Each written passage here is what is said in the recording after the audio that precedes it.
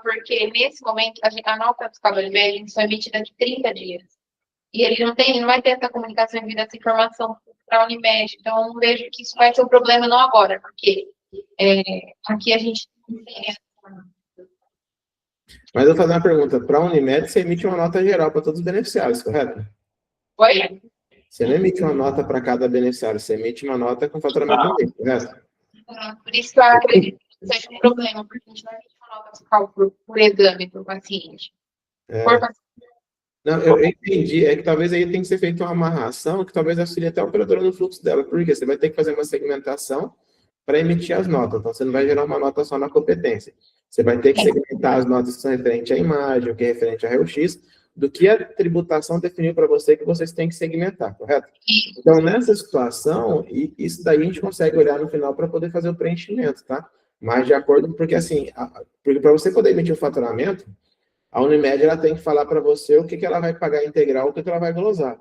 Então, você ainda tem uma etapa de identificar qual foi as glosas que vocês tiveram, e provavelmente você tem que ajustar o valor interno dentro da plataforma, correto? Para poder gerar nota fiscal, correto? É que esse daí é um passinho, gente, que vai ser um pouquinho mais complicadinho, porque a gente vai ter que pegar o retorno da operadora, avaliar o que foi glosado, porque você ainda tem que fazer a definição. Eu vou recursar isso que eu estou em desacordo, que você ainda tem um processo de recurso, correto? Uhum. Então, aí a gente vai precisar poder marcar um momento só para entender esse fluxo de recurso dentro do processo, correto? Porque isso daí já é uma outra esfera de complexidade para a gente poder segmentar. Eu faço essa download dessa informação no site da Unimed, isso daqui vem de qual forma por web service, a Unimed me libera web service para poder constar no faturamento. Então, a gente vai ter que definir qual que é a forma de comunicação para identificar o recurso de glosa e poder também olhar o que vai ser baixado. Porque no processo de leitura dessa informação, o que está 100% finaliza e baixa, porque o valor que foi apresentado está de acordo com o mesmo valor que foi pago, correto? Mas o que teve glosa vai ter que lançar a glosa, correto? Correto. Para emitir a nota fiscal, correto? Então, assim, a gente só teria que pensar nesse sentido, tá? Daqui 30 dias, por exemplo, a Unimed fecha de 1 a 30, né? Então, tudo que no dia 15 do mês subsequente eles mandam os relatórios dia 19, né, para nós e paga dia 25. Então, lá no dia 19 a gente vai saber o que eles glosaram ou não. Uhum. Não é imediato. E aí, quando isso acontecer lá naquele confronto que a gente vai ter também aquela etapa de validação, né? O que glosou, o que não, de checar, mas aí o que pagou vai ter que dar baixa. E o que não, a gente vai fazer o processo de glosa. Foi essa sua pergunta? Isso. E a gente vai ter que trabalhar, assim, em 4 etapas. Primeira etapa, o agendamento. Segunda etapa, a parte que vocês fazem a execução do atendimento, correto? A terceira etapa, que seria a etapa de poder preencher os dados que são necessários para o faturamento, que é até essa tela que está, correto?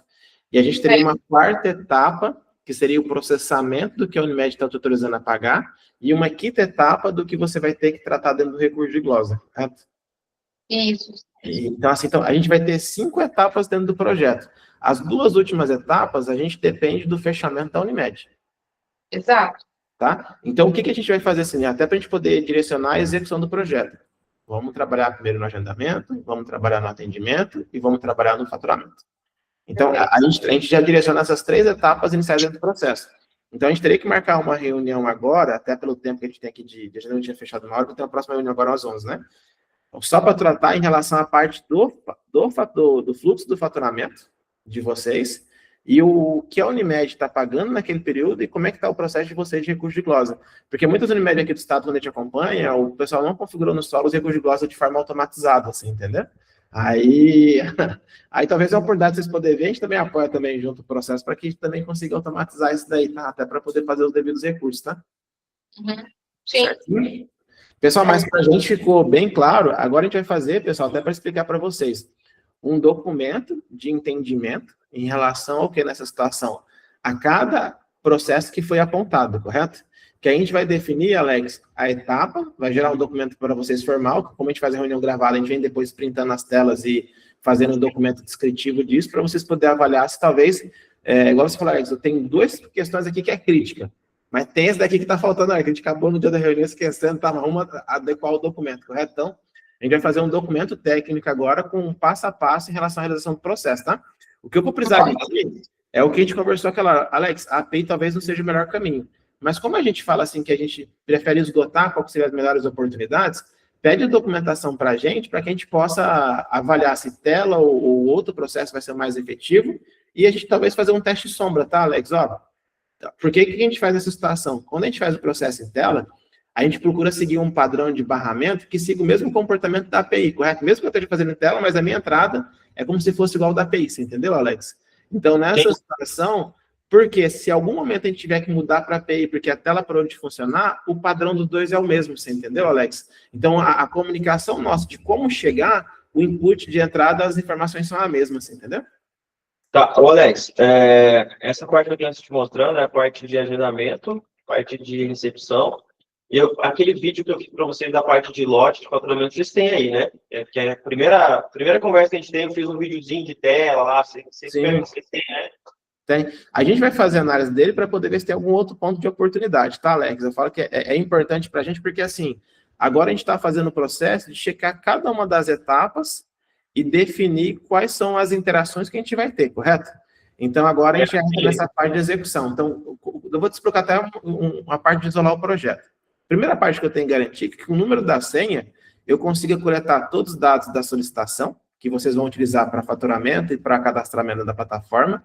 A segunda etapa, a gente poder validar lá com o César o barramento para poder trazer todos os dados do beneficiário para que eu possa fazer um cadastro mais simplificado, correto?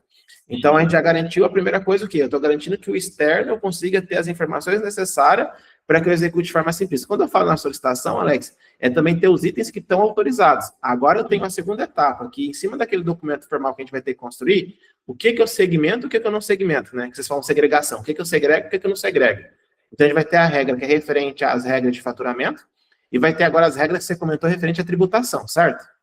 Então, a gente vai ter que construir agora um documento para isso, para definir essa planilha de regra, para poder direcionar dentro do sistema se eu vou incluir numa guia só, se eu vou incluir em 3 guias, se eu vou incluir em 5 guias, para que direcione o processo e no final do mês do meu faturamento, ele esteja preciso com o processo de tributação também, correto?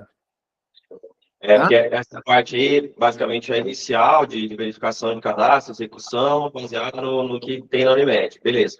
Feito isso, o exame é feito na clínica aqui, e aí vai para a segunda etapa, né? Que é validação de laudo, você tem ou não contraste, o médico assina, beleza.